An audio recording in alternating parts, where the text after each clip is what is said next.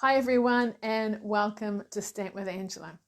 I'm Angela Palmer and today I'm going to be sharing a stamping technique with you. The technique is the shadow stamping technique. So if you haven't seen this before, I hope you find it useful and it may inspire you to have a go and make some cards as well. So the card I'm going to make today is a Christmas card using the Cottage Wreath stamp set, but you can also use it with any other stamp sets and things that are similar that you might like to try as well. So I appreciate you taking the time to watch today, and if you are watching it live, please feel free to comment, ask any questions, and you can also comment later and I will read them and reply. And if you're watching this on YouTube, please comment, like the video and subscribe to my channel as well. All right, so thank you for your time today and let's get started and let's do some stamping. I'm going to turn my camera around and look at my craft space and show you today's card. Okay, so this is the card. So if you have a look, you can see that white sort of tinge with the green, and it shows on the Evening Evergreen cardstock.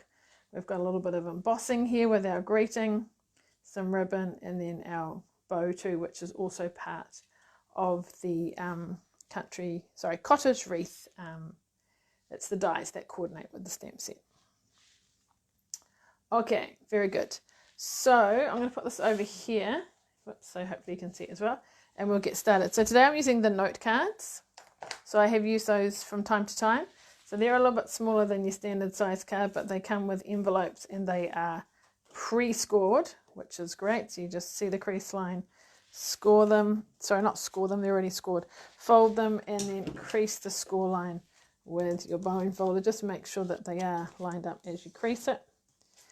So these I use a lot for my coffee and cards, because they're the card base and envelope ready to go, which is great. And this is a card that I made for some of the people that come to Coffee and Cards to thank them for coming this year and for a little Christmas greeting. All right, so the stamp set we're using is Cottage Wreaths, so this one here. So it's mainly this particular stamp set that we're using. And then there's also the little die that cuts out this. So I've used Evening Evergreen for my green, and Cherry Cobbler is the red that I'm using. Okay, so I'll show you the technique part first and then we'll kind of put it all together. The greeting that I've used is from the Trees for Sale. You may have seen it on other cards and things, so I've white embossed that, so we'll do that too. Now I am using my Stamparatus to stamp. You don't have to have one, but it just helps. If you don't quite get enough ink on the first time, you can, have another go again, which makes it quite good. All right, so here is my Stamparatus. And what I'm going to do is I am going to put my cardstock in the corner there and hold it in place. Now my first layer I'm using is the white craft ink. Okay, now it is a pigment ink, so it is very different from all your other classic stamping pads. This is the old style pad too. But yeah, these are more of a water-based kind of ink. This is a pigment ink, so it's quite a thick ink. And when you get them, you actually get that and the refill with it, and you have to ink it up because it does, sort of dry up over time and you need to re-ink it and things. So what one would do is put this on and then stamp it. And then it will look like this. Okay, so you stamp it or ink it, stamp it, and then it looks like this. Now it does take a while to dry, hence me preparing one earlier. You can either put it aside or use the heat tool to dry it, which is what I did with these here. Now the reason I'm not inking this one up now is because, as I say, it's a different ink to my other kind. And I don't use my stamping scrub and things to clean it, because then it's going to leave the white ink on it and I don't want to kind of mix it with other stamps. So I tend to just pick this up, take this to the sink and wash it off and dry it. and then all the water, all the white ink washes off. But I do want to show you what it's kind of like because it's sort of thicker. So I'm just going to get a different stamp that I don't need to clean straight away, and just show you what it looks like when I stamp it, and if you need to kind of re-ink it. So let's just put a little bit on to start with, ink it up like that. So it's kind of a lighter white, so that look, and if you need more ink you can go back and do more. See, that's a little bit darker now, maybe I need to push down harder there, that kind of thing. All right, so that's what it'll look like, but it needs to dry, and you could dry it with your heat tool. Like I say, this is not for the card, but it's just showing you what it's like.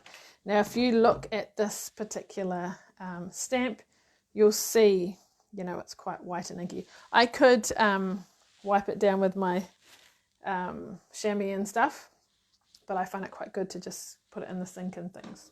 All right, so let's go back to our wreath. So let's pretend same thing applies. I have inked it up with this, stamped it, and now it is dry. Okay, what I'm then going to do is use the same thing, and I'm going to take this off, keeping it the same orientation, and I'm going to move it a fraction to one side, not too much, but a little bit. So I want to kind of look at the pattern and just move it off to the side a fraction. Now I don't know how well you can see that, but let's move that one away. I don't know how well you can see that's just slightly to the side, so we'll try that. And is it stuck? Yep. Hopefully that doesn't move. So if you're making multiples of these, you can make lots of these, dry them, then do the next step and do lots of those too. So now I'm going to ink it up with my Evening Evergreen. Okay, and put that over the top. Looks a little bit inkier in some places more than others. There we go. So you can now see that it is slightly to one side. So some of the white showing through and then some of the dark, and that's how you get that different tonings and things. So just push down a little bit harder there. All right, so I'll show you what it was like originally. It was like that. Then we've added the extra layer, you get those colors.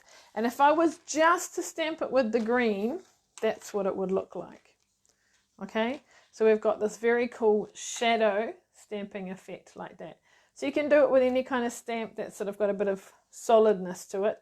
Stamp the white first, and then go over with, move it slightly to one side, and then stamp it with the color. All right, so we can pop that away and do the rest of our card. But that was the technique aspect of it. Okay, so here is my piece. All right, so you'll see my sentiment is down here. So we will do that next. So with my embossing kit, I'm going to put my embossing buddy over it first, get rid of any static, stamp it with my Versamark ink. Dimensionals everywhere. All right, let's get it up the right way, always helps. And line it up nice and straight, hopefully. Oh yeah, that's pretty good.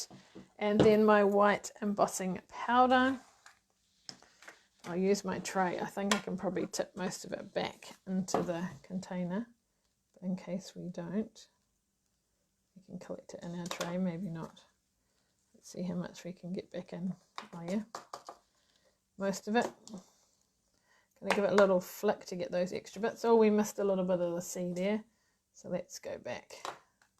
Just do that again. So just remember, once you've put your ink, your Versamark ink on, you need to put the embossing powder on as soon as you can.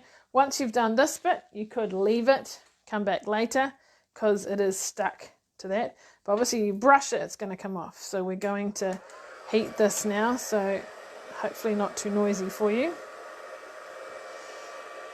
So I've got it on the second setting. The second setting is good for heat embossing. One is good when you're doing colouring, watercolouring and that kind of thing. So you'll kind of see it go, oh there we go, from a light white to a real vivid, bright, clear, defined white. Okay, looking good. Next, I've put a bit of ribbon on it, so I'm using my Evening Evergreen ribbon.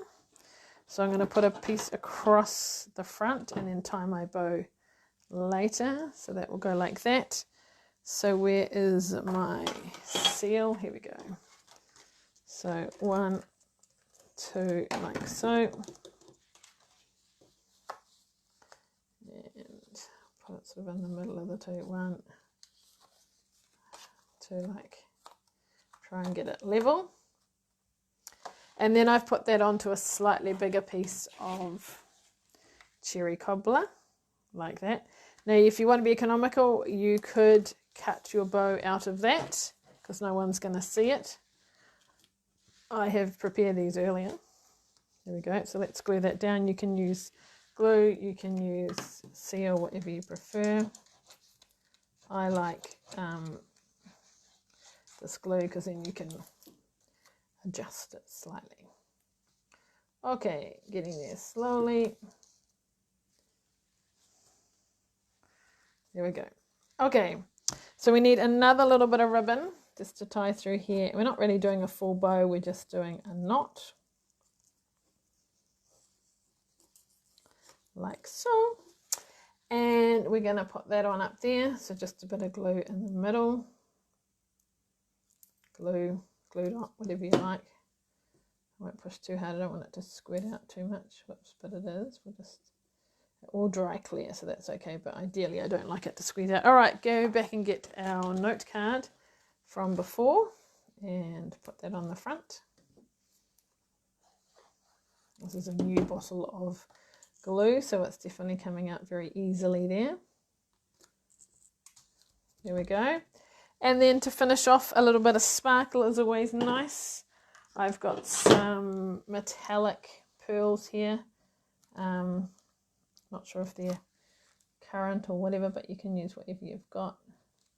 Just put it in the middle there, and our bow, it will dry later. So there we go. Nice and simple. Yeah, so I hope you found that useful. So the shadow stamping technique looks quite cool and effective, and yeah, gives you a very good effect.